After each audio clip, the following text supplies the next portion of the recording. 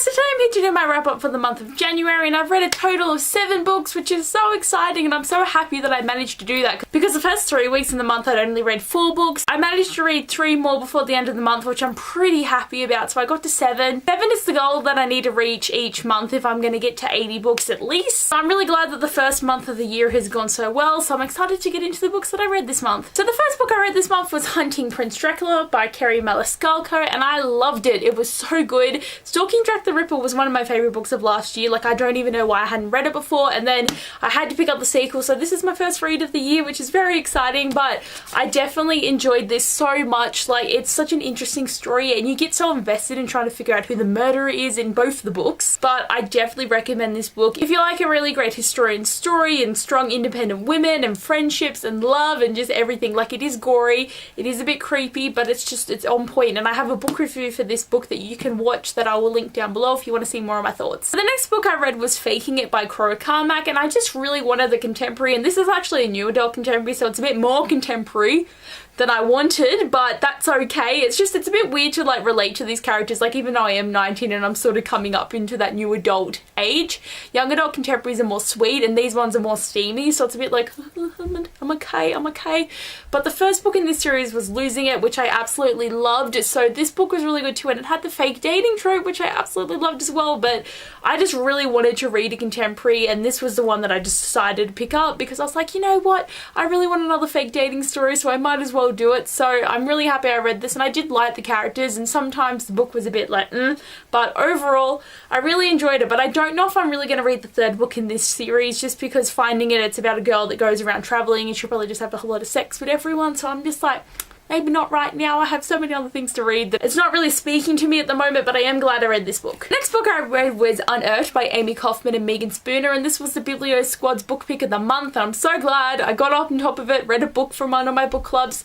I didn't read the other one though, so I'm a bit disappointed, but still, I'm happy that I read this book, and at first I wasn't really feeling it, just because I don't think sci-fi was what I really wanted to be reading at the moment, but as I progressed with it, I actually really started to like it, and the intrigue, and what is actually going on, and what are the aliens trying to do. I loved it so much, and the characters are great, and the way they worked off each other was great. But this was just a really unexpected read for me because I wasn't sure how I felt about it. Like, I don't mind sci-fi, but I don't reach for it as much as a lot of other genres, so yeah, it was really pleasantly surprised with how good this book was, so I kind of really want the sequel now to know what's actually going to happen next. Okay, the next book I read was Truthwitch by Susan Dennett, and finally, I've read this book. Like, finally, I know what's happening. I know the characters, I know the world. I don't really know the world because this is hecka confusing, so if you're picking this up, just know that it's very hard to know what's going on and who's who and why the magic's like it is, but if you just focus on the 4 amazing main characters, you will fall in love with this book like I did. Like, honestly, it's such a great story, and I just want to get into Witch right now, but I actually buddy read this with my friends Jack and Sarah, so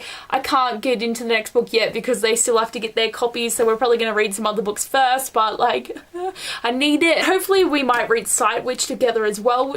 Just know this book is great and more people need to read it. Like, it's only got 22,000 ratings on Goodreads, so more people need to read it, and I've also filmed a book review that you can go check out. I think it's only a couple of videos back, but I'll leave a link in the description below if you want to check that out. Hey guys, the next book I read was City of Bones by Cassandra Clare, and it's literally been over 6 years since I picked up this story, and it was so weird and like nostalgic, and like, you know, this is the start. This is where it started. Like, this is how Shadowhunters began and how we only have all these little snippets of what is to come, and I just can't even. It was so good, but at the same time, I'm reading it. I'm not freaking out because I know everything that's going to happen, so I'm reading it, and it's all these things in my head, but it's just like, this hasn't happened yet. And also for the fact that because it's been so long since I read the book, I've got the TV show and the movie running through my head, and I'm thinking things are all different, and it like sort of panicked me for a little bit while I was reading this, and I'm just like, what is happening?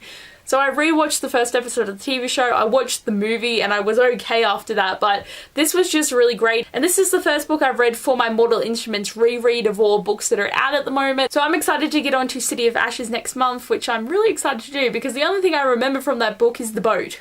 Nothing else comes to mind about that book besides them being on a boat, so this is exciting. Okay, the next book I read was Everless by Sarah Holland, and I buddy read this with Jack and Sarah as well, and it took us 3 days. Literally, we read it so quickly because this book is so good. You have so many theories running through your head. You just want to keep reading. And because this concept of time being money and you extract your time from your blood, and the more you extract, the quicker you die, and it's sort of like the movie In Time, if you've seen that, guys. But like, it's such a great book, and there's so many people are not as they seem, and I just, I loved it so much, and I just highly recommend this book. And it was my first anticipated read this year. So at least I can say I read one. I at least read one. And the last book I read, I technically haven't finished because I still have this much to go, which is about 100 pages, but I think I can do it. I think I can finish Fireblood by Abbeyleec because I'm very excited about this. I'm sort of just going to finish it by reading it on and off through the duration of the rest of the day because it counts. If I finish it today, it counts. So I needed the light to film this video, so I couldn't wait until I finished reading this book and then film at night. So I'm filming it now, but just know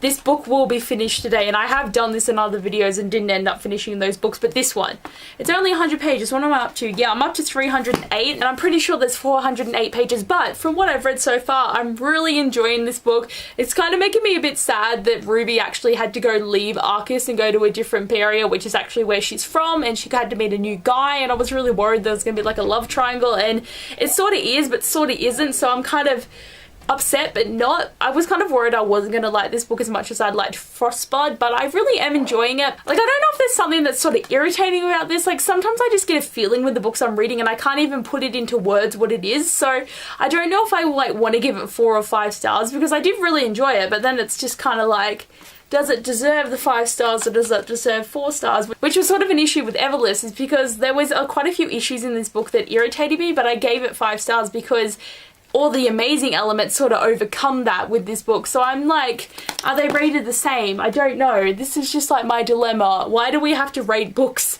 Or at least why can't they give us like half-star ratings? I commit to a full star, but if there was a half-star rating, I would be committing to them half-star ratings, you know? But yes, these are all the books I've read this month, and I enjoyed all of them. Like, they were really, really good. So I'm glad, oh crap, that I had such a good reading month. I didn't have a good month buying-wise though, because I got 11 books in this month and I only read, well, it's got 6 on there, but it's meant to be 7, so I tried, but I failed, so oh well. At least I hope for the rest of the year I will not cave, because it depends on my mood, and then I cave and buy things, and I'm like, what is wrong with you, mate? Why do you buy things? But anyway, guys, I hope you'd enjoyed my wrap up, and thanks for watching, and I'm so excited to get into more books next month. Like, I think I have quite a few plans of like heaps of things I want to read. Hopefully I'll be able to stick it out and read quite a few books next month, because it really depends on how much time I have and how willing I am to keep reading a book when I'm like get really tired or I just want to watch TV, because distractions, y'all. But anyway, guys, thanks for watching. I hope you'd enjoyed, and I'll see you guys next time. Bye!